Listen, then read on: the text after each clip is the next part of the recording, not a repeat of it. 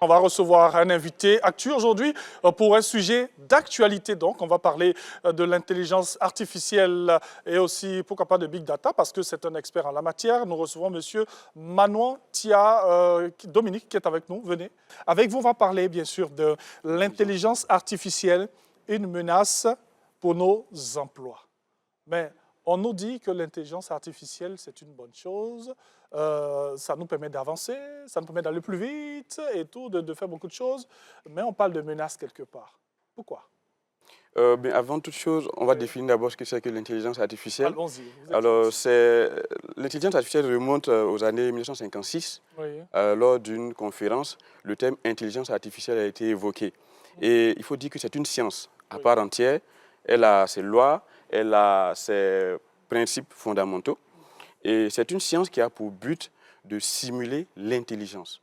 Que ce soit l'intelligence qui vient de l'homme ou encore même l'intelligence des animaux. Parce que les animaux également sont dotés d'intelligence. Et c'est vrai qu'on parle un peu de... Il y a une certaine crainte au sujet des emplois à l'ère de l'intelligence artificielle. Mais ce n'est pas une menace en soi pour les emplois. Une chose est sûre, l'intelligence artificielle va bouleverser tous les métiers. Mais comme toutes les révolutions que nous avons connues, la révolution industrielle, l'informatique, il y a eu une certaine réduction des effectifs, une réduction des effectifs dans les entreprises. Parce qu'on pouvait automatiser certaines tâches, donc on n'avait pas besoin forcément de tout le monde. Ça, c'est sûr.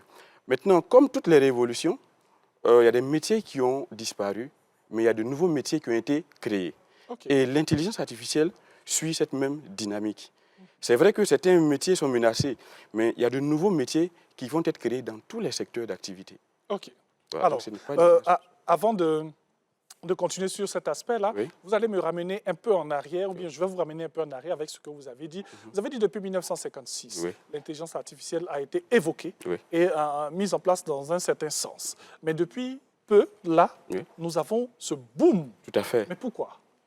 Parce qu'en fait, il y a des systèmes qui avaient été développés et les recherches ont été stoppées parce qu'il y avait un manque considérable de données. Parce qu'il y a des méthodes en intelligence artificielle qui se nourrissent de données. Et dans les années 90, par là, il y a eu un boom au niveau donc, des données parce qu'on avait beaucoup d'applications qui génèrent énormément de données. On en avait besoin pour développer des systèmes d'intelligence artificielle. Aussi, les machines qui existaient à l'époque n'étaient pas suffisamment performantes pour développer des méthodes d'intelligence artificielle. Et lorsque ces systèmes-là sont apparus, alors on a connu ce boom dont vous parlez. Voilà, donc voici un peu ce qui existe. Le pourquoi. Ce qu'il faut préciser, c'est que ça existe depuis longtemps. Tout à fait, ça existe depuis longtemps. Il ne faut pas que les gens pensent que l'intelligence artificielle est venue hier. Là. Tout à fait. Ça existe depuis quand même 1956. Alors, c'est vrai que la liste, elle est peut-être longue, mais quels sont peut-être ces métiers qui sont menacés par l'intelligence artificielle? Ou bien tout? Parce que l'intelligence artificielle fait tout. D'accord, je vais vous donner quelques exemples. Allons-y. Mais il faut dire que c'est les métiers les plus routiniers, les métiers où on a beaucoup de tâches répétitives que l'intelligence artificielle peut automatiser. Des tâches répétitives avec des règles fixes.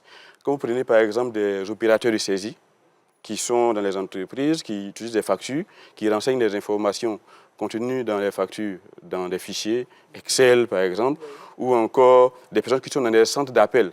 Aujourd'hui, il existe des outils en intelligence artificielle qui permettent de le faire assez rapidement. Il y a des outils d'intelligence artificielle qui peuvent extraire toutes les informations qui sont dans des documents, par exemple. Donc, ce genre de métiers-là seront véritablement touchés par l'avènement de l'intelligence artificielle. Mais il faut dire que ça ne va pas complètement disparaître, mais les métiers vont évoluer. C'est-à-dire qu'il y aura une nouvelle façon d'exercer ces métiers. C'est ce qu'il faut dire. Parce que très souvent, on pense que ça va complètement disparaître. Il faut dire que l'homme reste toujours au cœur du développement et de l'utilisation des outils d'intelligence artificielle. Ça, c'est important de le préciser. Merci beaucoup. Voilà. Dieu merci aussi, nous sommes dans un pays où nous avons cet État qui est à l'affût de tout ce qui est changement, mutation dans le monde et tout. Comment accompagner ces populations-là pour qu'elles puissent véritablement se préparer à tous ces changements? Alors, il faut dire qu'il y a 3 leviers sur lesquels il faut travailler. Le premier levier, je dirais que c'est la sensibilisation. OK. Voilà, donc il faut déconstruire les mauvaises idées reçues sur l'intelligence artificielle. Ah, parce que des mauvaises idées, hein. Ah oui, il y en a beaucoup. Ah oui. Voilà, certains disent que c'est dangereux, ça va détruire l'humanité. J'ai entendu des choses comme ça. Donc déjà, cette mauvaise idée, il faut l'extirper dans un premier temps. Donc il faut faire beaucoup de sensibilisation et c'est très bien les émissions que vous organisez dans ce sens. Ça permet aux populations de savoir ce que c'est et quelles sont les opportunités que ça génère. Ouais. Et puis il y a la question d'éducation aussi. Et voilà, il faut vraiment faire en sorte que partout un peu dans nos différentes régions, les gens sachent plus ou moins quelles sont les opportunités que l'intelligence artificielle nous apporte. Voilà. Et il faut faire en sorte aussi que les outils du numérique soient déployés un peu partout, que toute la population ait accès à ça. Parce que c'est à travers cela qu'on diffuse donc tous les outils d'intelligence artificielle qui sont développés. Surtout que nous sommes dans un monde où tout est digitalisé aujourd'hui. Hein? Tout est véritablement digitalisé. On va rester sur les populations, on va s'attaquer surtout s'attaquer de la bonne manière hein, à la jeunesse et tout.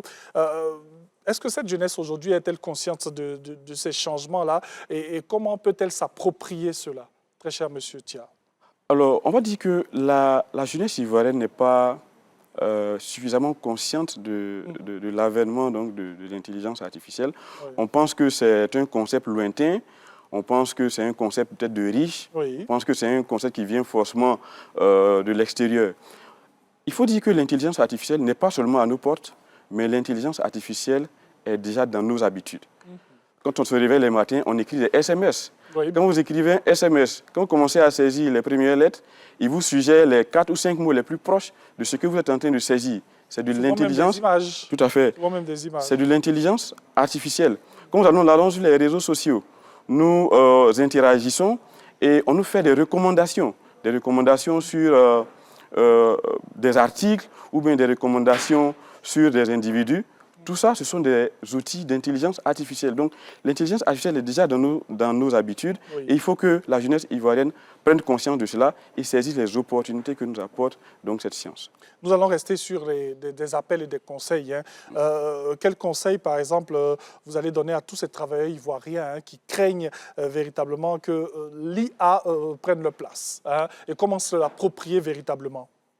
Alors, il faut dire qu'au niveau des travailleurs, il faut faire une mise à jour des compétences à l'ère de l'IA. Sinon, à un moment donné, on sera dépassé. Parce que, comme on l'a dit tout à l'heure, l'IA va bouleverser tous les secteurs d'activité. Et donc, un travailleur lambda qui bosse dans une entreprise, dans un secteur d'activité particulier, il va falloir qu'il regarde un peu quels sont donc, les outils d'intelligence artificielle qui peuvent lui être utiles dans son processus métier. Et c'est en cela que les travailleurs pourront véritablement bénéficier donc, du plein potentiel de l'intelligence artificielle. Merci beaucoup à M. Manuel Tia Dominique. On rappelle qu'il est spécialiste en intelligence artificielle et Big Data. Big Data, qu'est-ce que ça veut dire? Le Big Data, c'est un concept qui est caractérisé par 3 critères principaux. On a ce qu'on appelle la volumétrie, qui est relatif à la grande quantité de données générées par les applications aujourd'hui. On a ensuite ce qu'on appelle la variété, parce qu'avant, on traitait très souvent les fichiers tabulaires. Mais aujourd'hui, on est capable de traiter du son, des vidéos et du texte. Donc, les données sont assez variées. Ça, c'est le deuxième critère. Et le dernier critère, c'est la vélocité. La vélocité est relative à la vitesse à laquelle on traite les données. Donc, ce n'est pas la vitesse à laquelle les données sont générées, mais la vitesse à laquelle on traite les données. Donc, lorsque ces 3 critères sont réunis, on dit que nous sommes dans un processus Big Data. Mais dans le Big Data, il n'y a pas seulement que ces 3 critères, il y a aussi la question d'infrastructure.